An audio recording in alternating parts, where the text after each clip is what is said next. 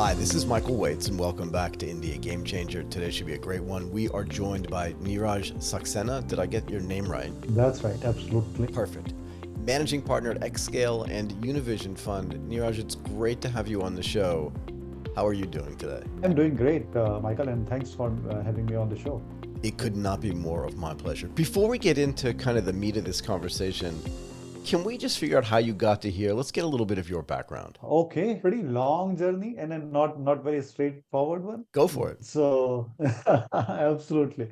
So, I started my career in a technology. So, I was building the real deep tech products way back in early 2000, 2001, etc. When I was doing the coding for MP3, what we all know, which is a pretty normal thing today. But those days we were writing the encoders and decoders for MP3 and Wow. JPEG, the JPG images. Yeah. So we have written, we have done some of the earlier implementations of these protocols. So that was a starting point. I worked in real-time video streaming, way back in 2002 when real-time video streaming was, just a word basically, and then it was, nowhere in the commercial markets. We worked on some of the earliest mobile phones that can support video streaming way back in 2002. So that's a beginning of a journey, a deep, hardcore technocrat, done a lot of technical work. Mm-hmm. Then moved on to as a part of my job. I'm really curious about this. In what Mhm. context were you involved in writing the codecs for MP3, something that we completely take for granted today? But when people started Yeah. using the MP3 protocols, as you mentioned, it was like a revelation. Mm. I mean, in what context were you working on this? So I was working with a company called HCL Technologies, and they were working for their end customer. You know, I don't know, I can take the name, though it's 20 years back, but it was a Japanese customer. Sure. So basically, we are writing codec on behalf one of the leading consumer products companies at that point of time. Panasonic. Okay. So. It's okay. I'm just kidding. Go ahead. So for that context only, actually, then I traveled, to the customer location, where I end up becoming a project manager.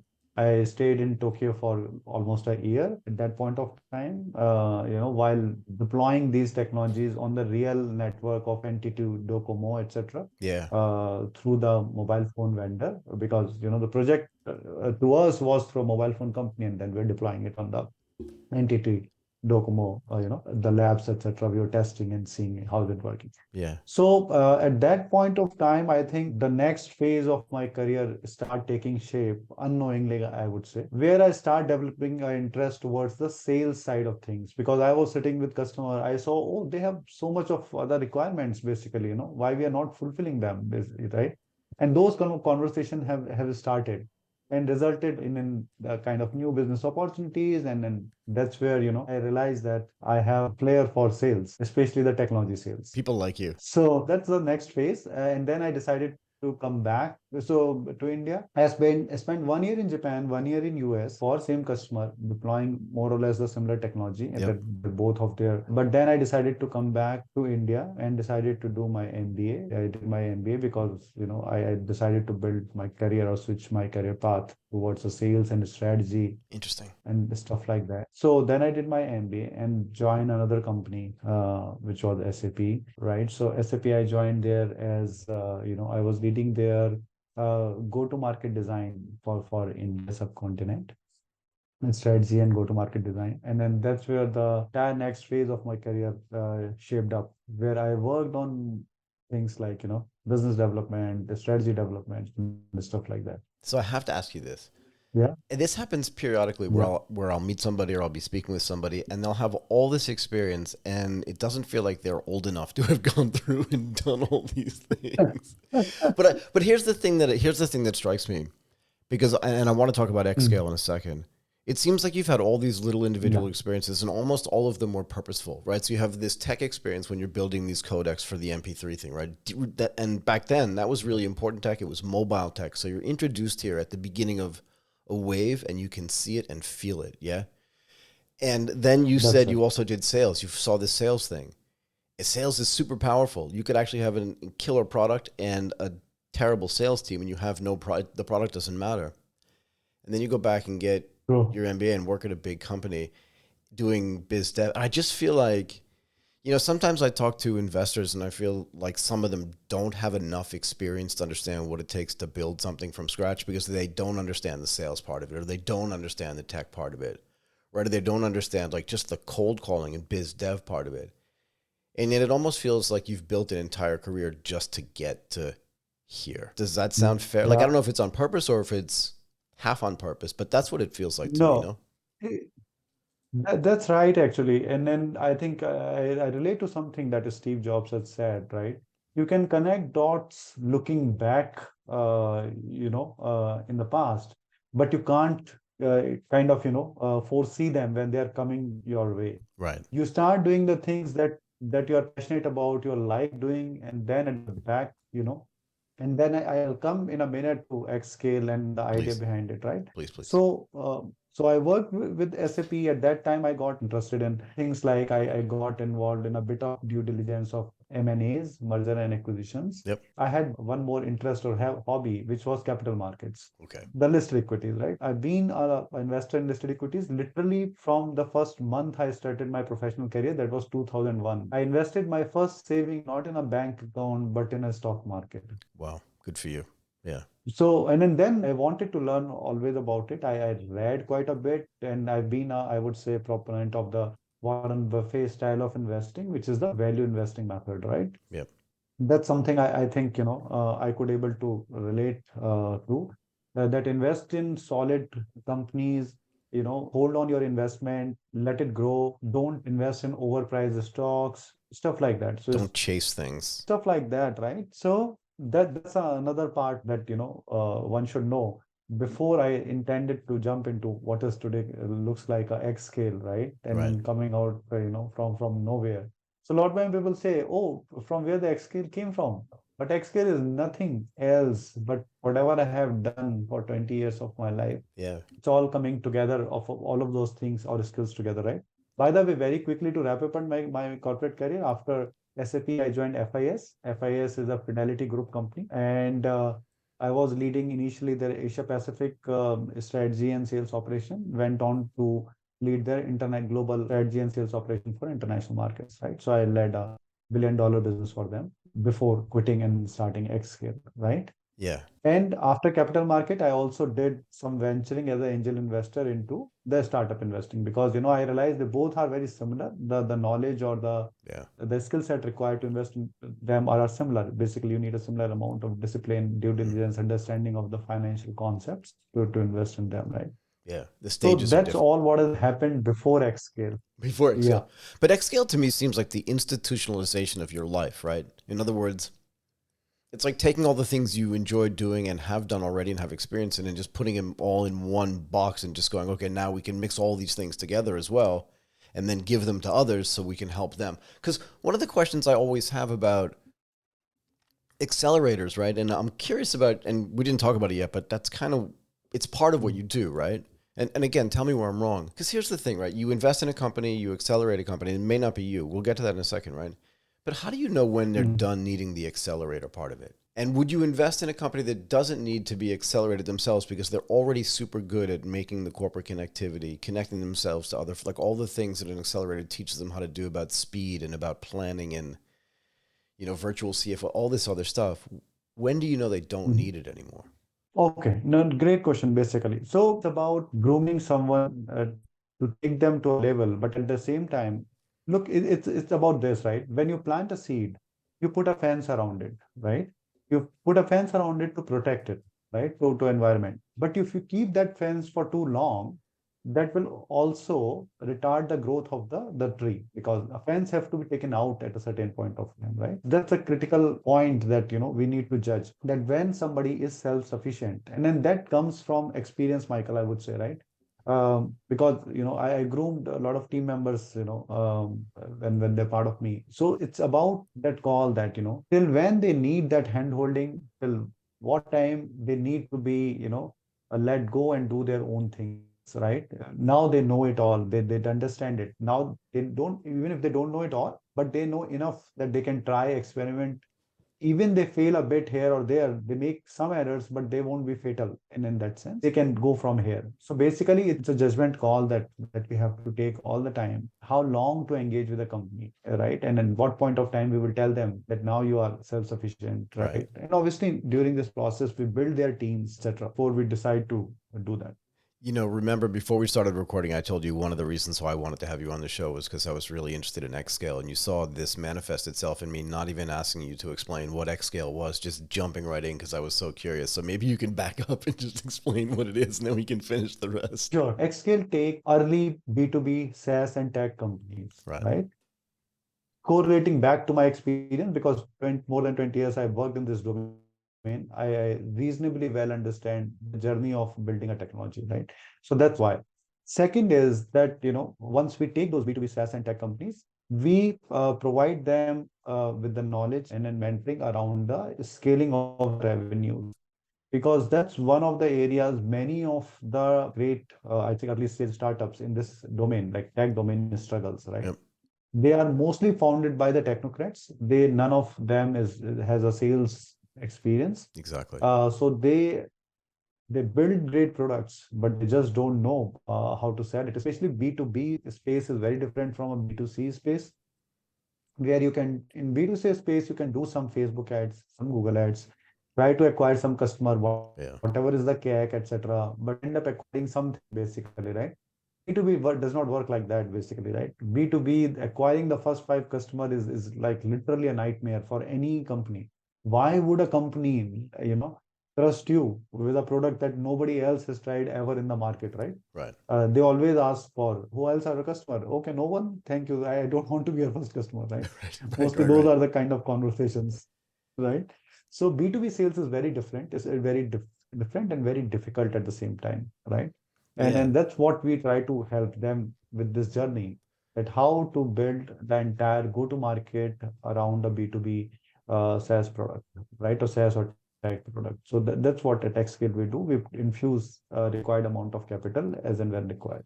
How do you help these companies that you're mentoring scale? In other words, let's say you do help them get their first two or three, right? Five is a really ambitious goal for any small company, whether they're providing SaaS services or whether they're selling hardware. It doesn't matter. Getting five customers is hard. Yeah, But let's say you have two or three. yeah. The first two customers, right, or Mhm. one or two customers, there's no real process in place for dealing with the customer itself, right? In other words, I have this killer product, but I've never True. given it to anybody before. And even after I give it to you, that's a metaphor, right? But even after I give you that product, I don't know how to interact with you with that product because I've never done that before.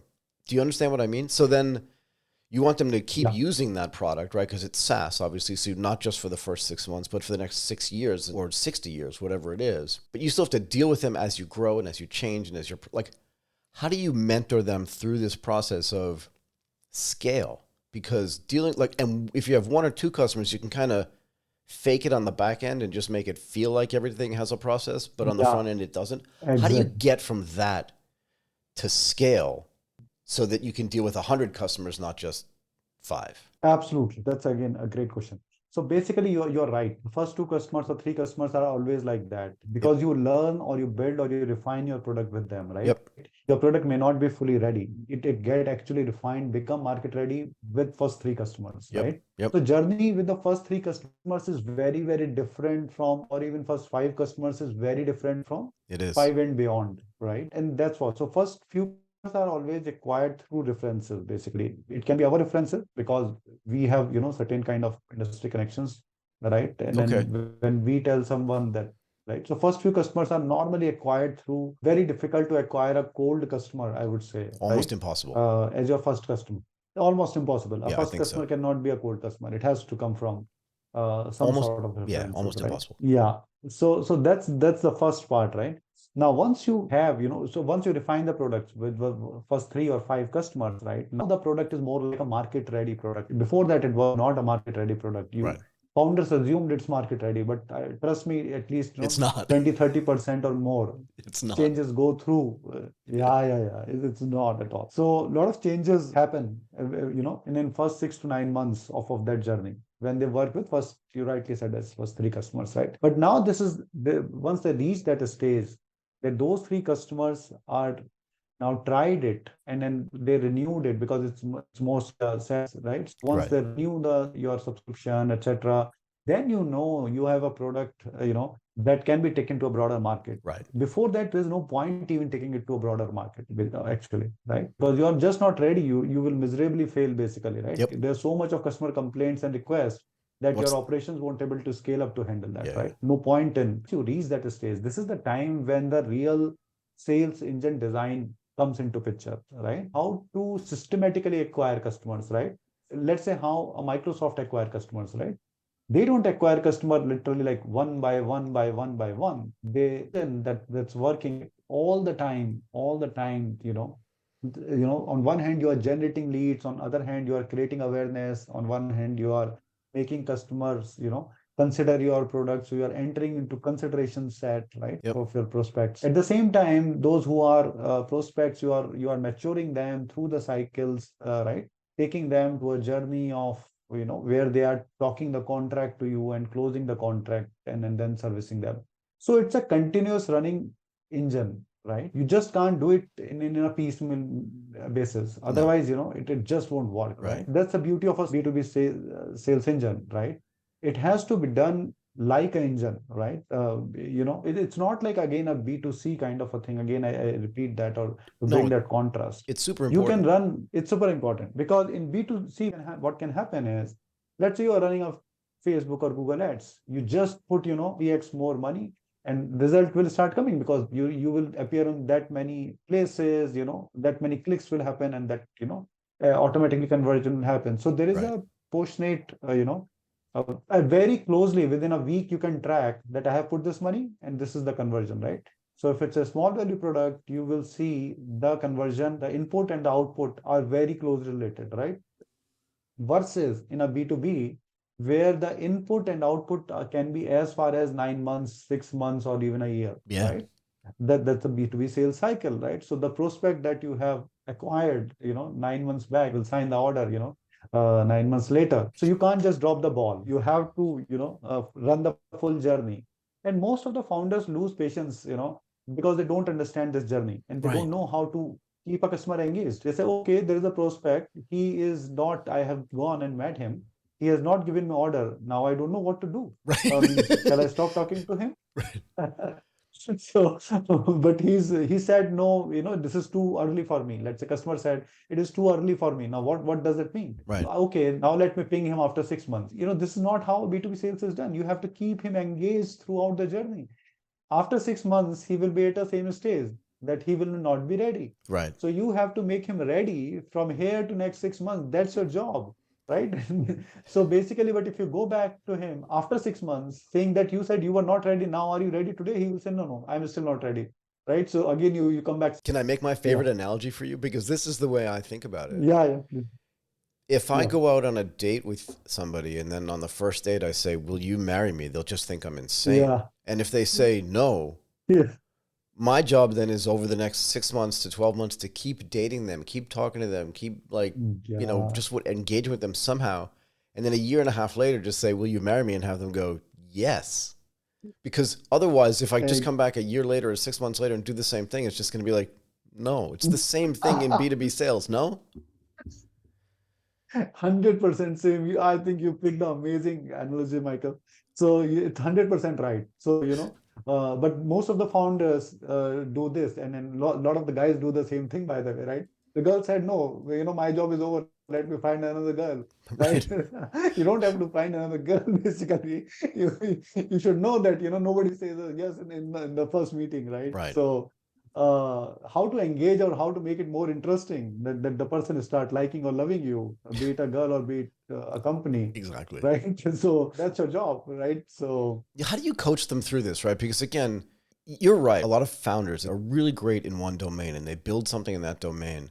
But the skill set around even some soft skills are really lacking because they've just never had to develop them. That's a generalization, but it is true for some founders. How do you coach them through this idea of, this is going to take like 9 to 12 months? even if they love what you do, just the mere process of getting sign off internally could take 2 months. Even if the Yeah, first meeting they love you, like how do you walk them through this yeah. process? Like I had a corporate career for 20 something years. So I know what that's like. So do you.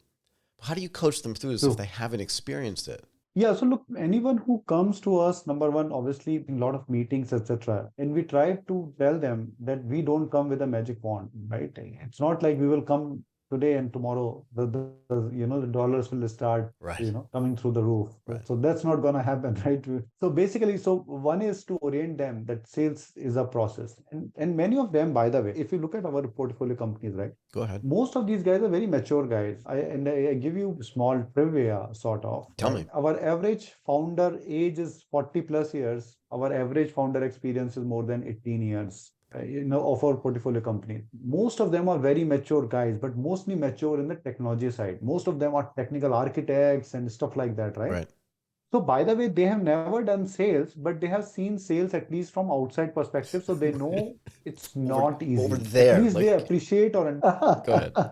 so they understand or appreciate the fact at least that the sales is not easy, or at Right. least they acknowledge that we don't know to do how to do a sales. Look, this requires a set of a bit of maturity to acknowledge what you don't know, right? And that's where I think we found a great fit, and that's where our as I said, our founder experience or the age is slightly on the higher side. It's not intentional. It's by the way, we were not biased that we will not take a young founders, etc., right? Right. There's no So anti-young thing but going it on at just your firm. It just happens that way. Can I ask you this though? If these are all tech experienced guys and gals, right? There's another thing that you have to understand when you're building a company from scratch, right? Because you're not the only one building it. Your idea, sorry if this offends anybody, but I'm just going to keep saying it. One's idea that's operating in stealth is just to me silly because you lose a whole bunch of advantages of people actually coming around and supporting you. I'll leave that alone, but you're never building something that nobody else is trying to build at the same time, right? Is that fair? exactly. So what the tech founders should know if they're in their 40s is that even in their day jobs, when they were like writing code for this and somebody else was writing a similar code for something else,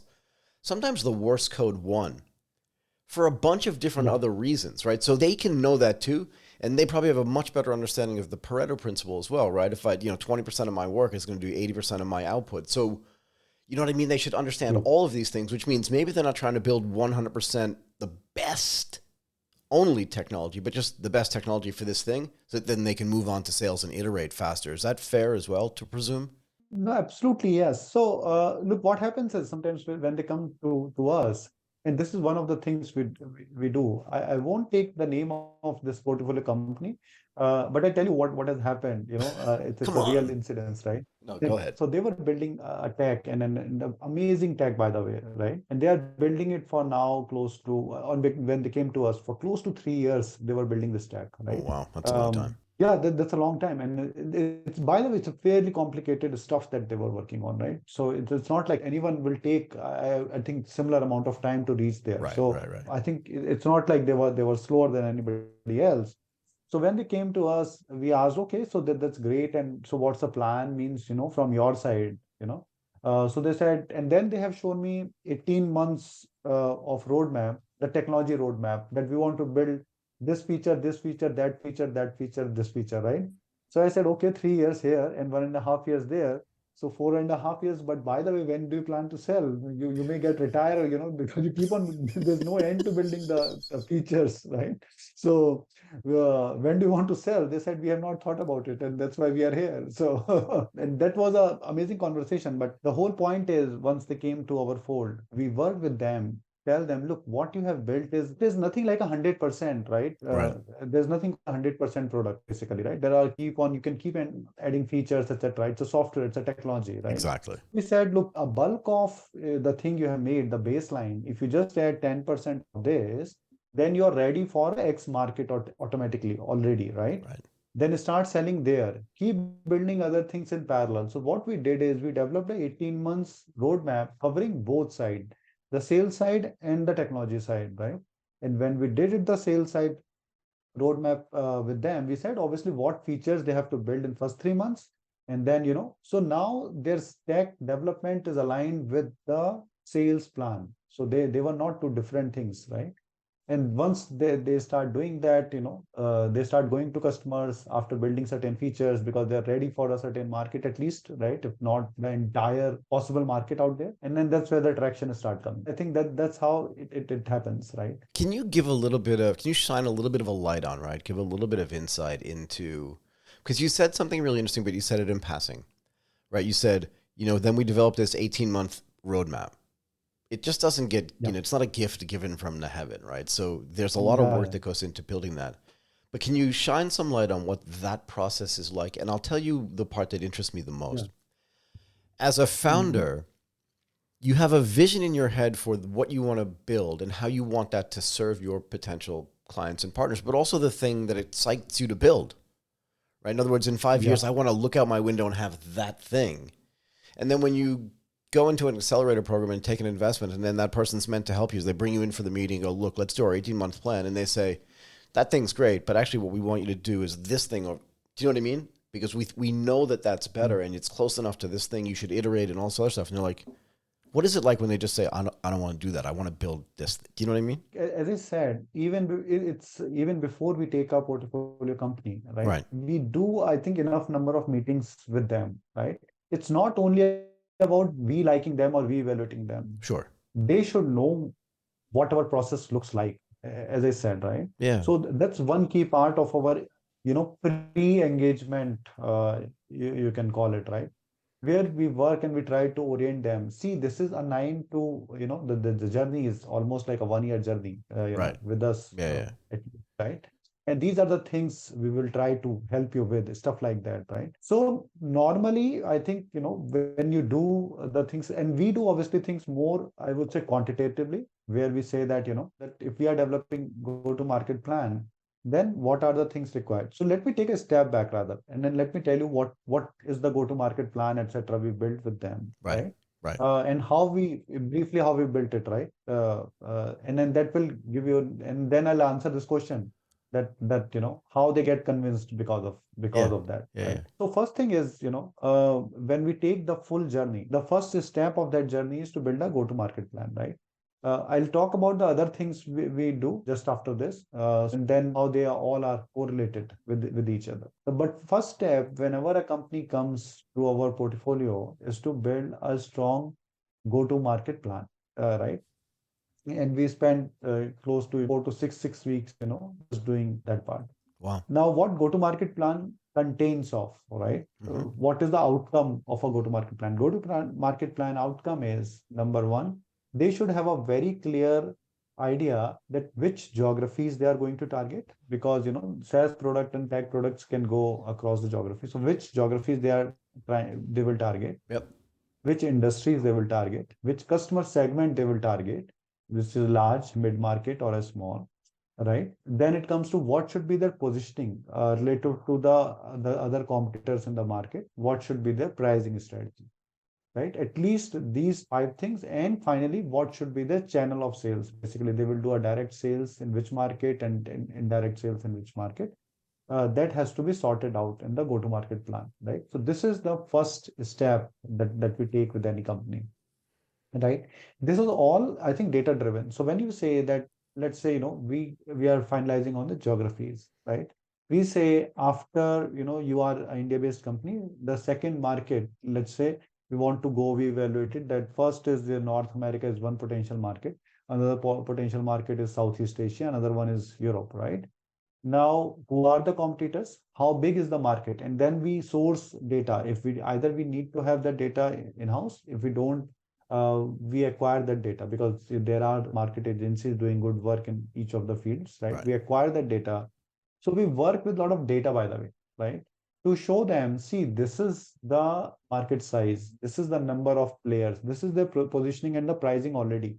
So, so now there is a white space left which we should target. It is done very, very scientifically, right? So when you do it like that, I think all the questions are answered by data itself. Means, even founder realize, oh, we were trying to, crack, let's say, X industry, but that industry has lot of entry barriers because, the bigger players are already there. It may not be the right thing Right. because now the data shows that who are the Regulation. players, Yeah. catering to it, right? Regulation is there. So once you do it very systematically, all the questions get answered during the process. So it's not like we impose any vision to them. It is not in our interest as well, right? Right. We have to jointly come to a conclusion, and we always jointly come to a conclusion, I think, without any fiction. At least we have not seen in our entire journey, because it's so data driven, right? Yeah. That automatically it's become evident to everyone that what is required, what should be done. I like it. Are you a principal fund or are you an LPGP fund? Okay, so we initially started with our deploying our proprietary capital. That means, Yep.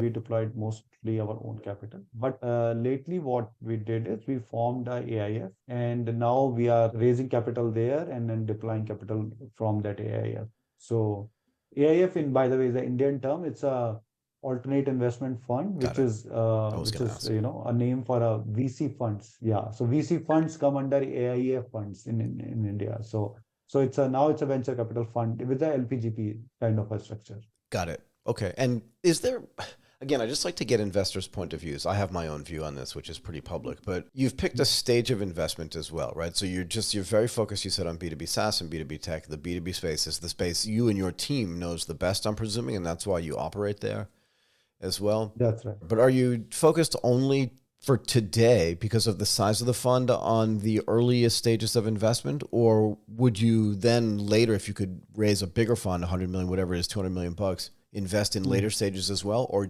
do you like investing in the earliest stages as a policy? I would say, look, what will happen in days to come is that initially we are focusing on early stage funds. Even if we raise a bigger fund, right, we will use it mostly to double down on our earlier bets, mostly, right? Not 100%, but mostly, Got it. right? Because we are, and then the reason for this is like this, right? We are working very, very closely with these companies, right? Yeah. Sometimes we know even before the founder knows, Right. technically, because we are in that journey, I understand. many, many, many, many, many times, Yeah, right? yeah, yeah. So we see it coming sometimes faster than any external fund will ever able to know, Right. even sometimes before the founder, all Right. right? That I where it is going understand. basically, right? Yeah, because they're too Uh, busy doing and it and hence, you're watching it and you're like, uh-oh, yeah, that's going to speed up. Yeah. Go ahead. yes, exactly. So, it has reached that inflection point, it has reached that Yep. tipping point from where now it will, go pretty fast. So we see it and see it coming sooner than most of others, outside what they're in the market, right? Yep. So initially, the idea is to work with early stage companies, help them grow. That will multiply our capital very fast. Because initially, to grow the revenue from 1x to 10x at an early stage is much, much faster, right? In that sense, the Yeah. journey can be pretty fast in that sense, right? So once the revenue grows, the capital automatically grows, as you can say, the revenue multiplier effect will Yeah. start kicking in, right? So that gives a significant boost to our capital. That's number one.